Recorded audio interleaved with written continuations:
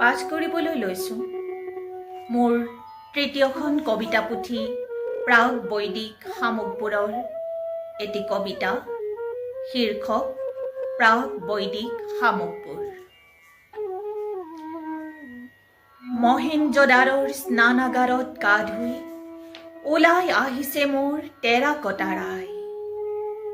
তেওঁৰ মেলা চুলিৰে নিজৰি বৈ যোৱা শুকান নৈখনেৰে উজাই আহিছে প্ৰাগ বৈদিক শামুকৰ লানি।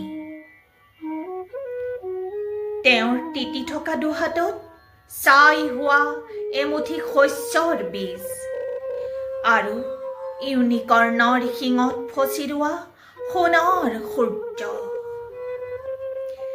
700 কোঁৱাৰ তলিত পুতি থোৱা তেওঁৰ কণ্ঠৰ কৰাল গুচাই একেলগে যেন বাজি উঠিছে 7,000 শংখ। সময় যাত্ৰাৰ কোনো এক ৰিং ৰোড নে চতুৰ মাত্ৰিক এচেৰেঙা জনাকত তেওঁৰ সৈতে মোৰ সেই প্ৰথম মুখামুখি। পাঠোদ্ধাৰ নোহোৱা কোনো এক লিপিৰ ভাষাৰে আমি কথা পাতিছিলোঁ মোৰ আদিম পিতাৰ সমাধি ক্ষেত্ৰত ভাহি। আমাৰ মাজত ৰেলগাড়ীৰ ঝক ঝক আৱাজ, আমাৰ মাজত ৰেলগাড়ীৰ ঝক ঝক আৱাজ। তথাপি সূৰ্যকান্ত মণিৰ দুনয়ন জ্বলাই তেওঁ সি দিছিল মোৰ বহু বৰ্ণী বতাহৰ শত চিহ্ন দুপাত্তা। মৃগনাভ সেই বতাহৰ তৰণেৰে সোমাই আহে ব্ৰঞ্জৰ বুদ্ধ। ৰৈ থাকে য'ত শিল আৰু তামৰ নগৰ নদীবোৰ, ৰমণীয় নৃত্যৰ মুদ্ৰাত ভিন্ন ভংগীমাৰে দলি।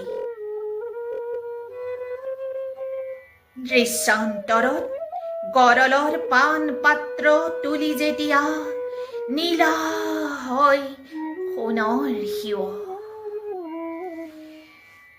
ভলগা গংগা ব্ৰহ্মপুত্ৰৰ সোঁতে সোঁতে কালিয়ৰ হেজাৰ ফনাত নাচি সুদৰ্শন চক্ৰ হৈ ঘূৰে মেঘ কৃষ্ণ। ঠিক তেতিয়াই তেজ লগা বাঁহীৰ সুৰ এটাৰে ভাহি হুদুম পূজাৰ নাঙঠ বৰষুণ এজাক হৈ ঘূৰি ঘূৰি নাচে সেয়া মোৰ আই। মোৰ ভিতৰৰো ভিতৰৰ কৰবাত মই নিৰলে জ্বলো শস্য ভাৱনাৰ মেঘ স্বৰ সহায় গলা। হৰপ্পা নে আন কৰবাত পৰি ৰোৱা এই এটি শামুকৰ খোলাত।